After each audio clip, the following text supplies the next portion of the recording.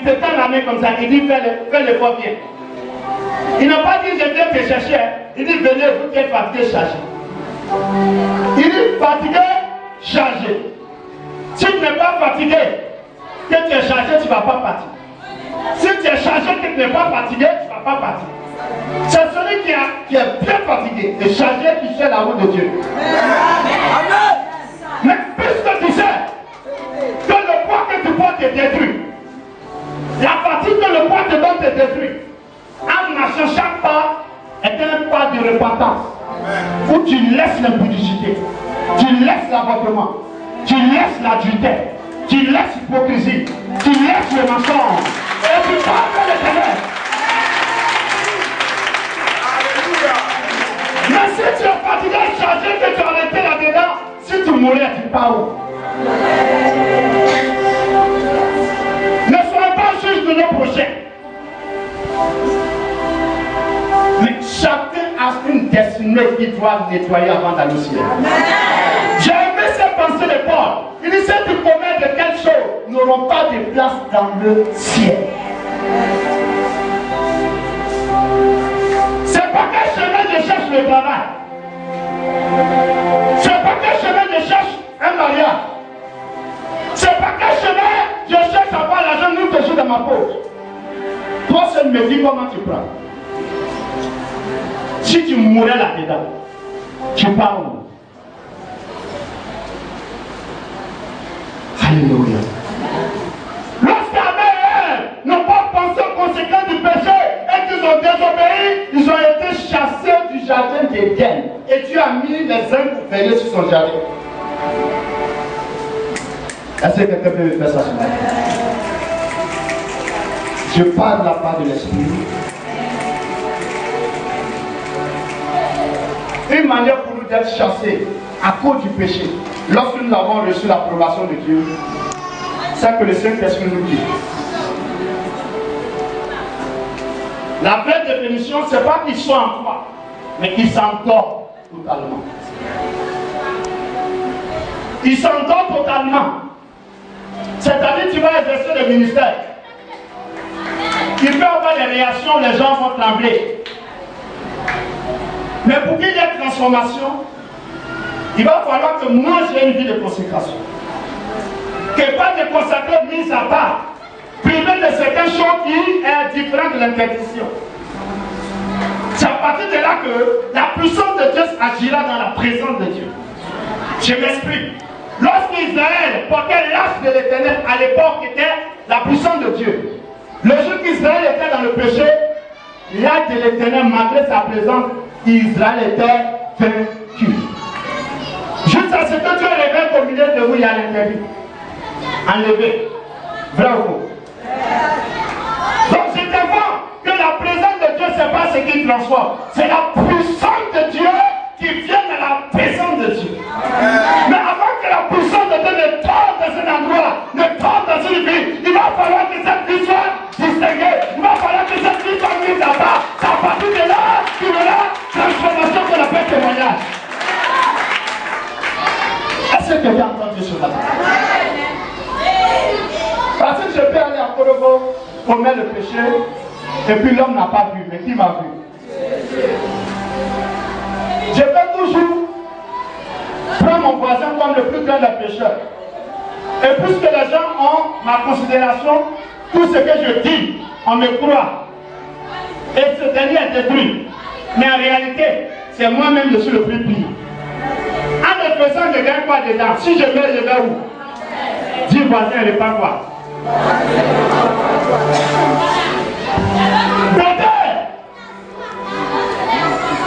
C'est Jésus qu'il te faut. Jésus est saint.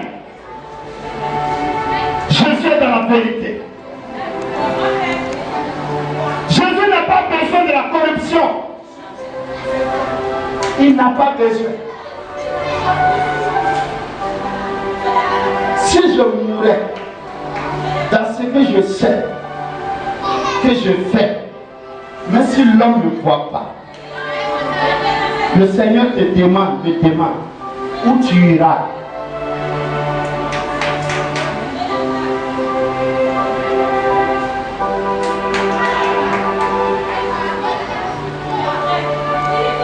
Je bénis Dieu pour les 1 an de formation en théologie.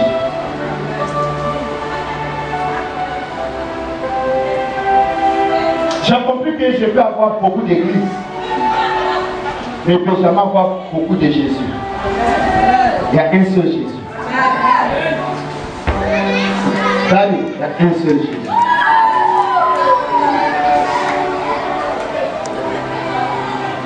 Si je ne suis pas prêt de prêcher le frère Jésus,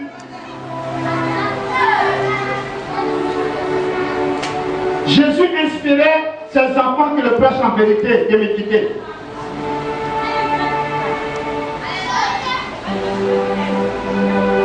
À un moment donné de mon niveau, ou bien ma marche de la maturité spirituelle, il va falloir que je m'arrête. Avant, j'ai béni Dieu pour l'église Bethel. Parce qu'ils m'ont aidé à 90% pour le ministère. Parce que ici, tout ce qui est oppression, j'ai vu. Vrai comme faux. Mais j'ai béni Dieu, ça m'a forgé. Quand ça arrive, ça vient maintenant, je souris. Parce que pendant que tu me traites de démons, moi je suis en train de chercher la roue pour être sauvé. Mais toi, si tu mourais, tu vas où? Tu as connu la gloire des hommes, la gloire des femmes, la gloire des filles, la gloire de ta famille. Les gens ont aimé ta tête, ils ont aimé ta façon de te présenter. Mais en réalité, tu n'as pas pensé à ton salut. Dis à ton voisin, il y a encore du temps pour toi. Dis voisin, il y a encore du temps pour toi. Le Saint-Esprit va vite. Lorsqu'Adam et Ève sont venus et puis ils ont bougé à l'intérieur, ils ont été chassés de la terre où c'était heureux. Regarde, moi j'ai été quelqu'un qui a beaucoup consommé le péché. J'ai bien fait. Je connais la différence dans l'obéissance et la différence dans le péché. Alléluia. J'ai aussi connu, quand tu ne pêches pas, et que tu es là et puis il y a des problèmes, je connais pour les qualités maintenant. Amen. Je connais, je t'ai dit la vérité, moi en volant lui. Je connais impudicité, je connais adultère, je connais tout, je le témoigne parce que j'ai confessé, j'ai vaincu l'esprit qui est derrière. Un péché qu'on n'arrive pas à avouer, c'est qu'on est encore dedans. Moi je suis parti, j'ai vu mes pères, j'ai dit péché me fatigue. Je le cherchais parce que j'en avais marre. Pas parce que je voulais connaître l'impudicité ou bien quoi. J'ai voulu, d'autres de Dieu même ont encouragé dedans. Mais j'ai cherché quand j'ai trouvé. Aujourd'hui je suis heureux. Mais quand tu te casses et puis tu es là-dedans, tu gagnes quoi dedans? Si tu mourais, tu vas où?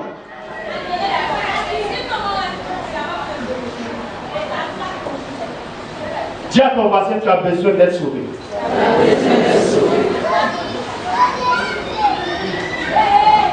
C'est très dangereux. Parce que chaque chrétien est un messager sur la terre.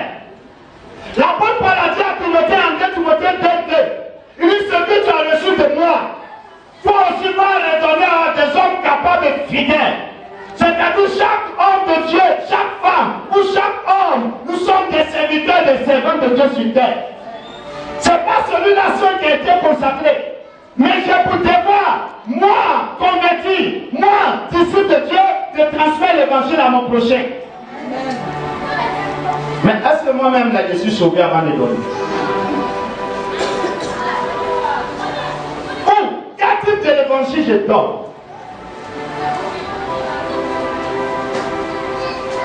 Depuis qu'elle est écrite dans la Bible.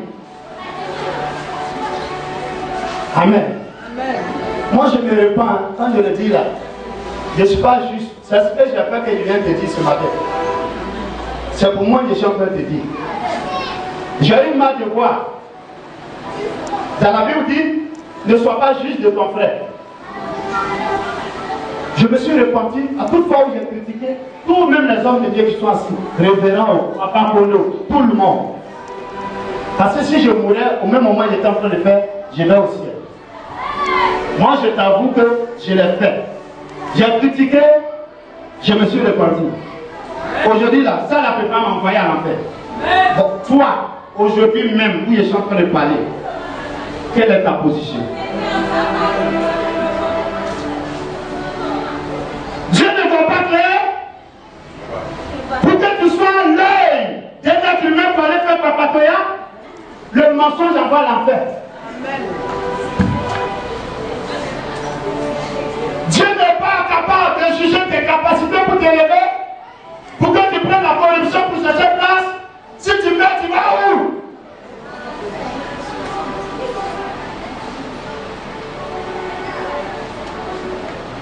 L'objectif de Judas, c'était d'inciter Jésus et les autres disciples à faire guerre.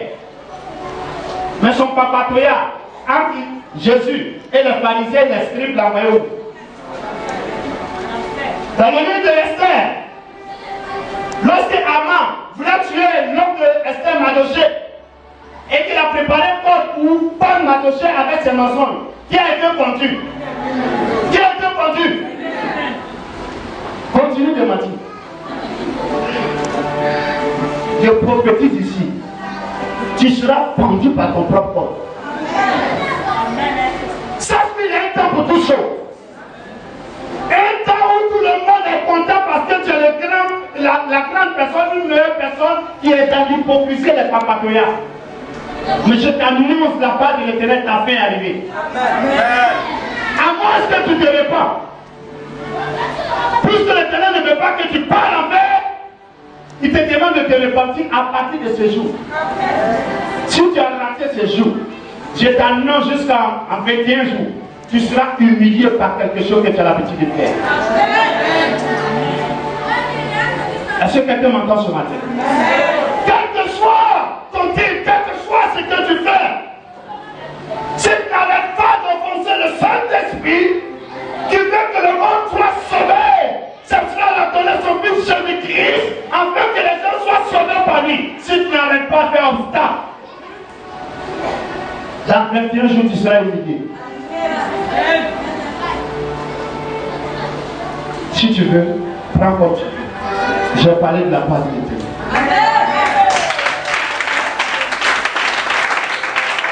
L'Éternel a les regards sur cette terre.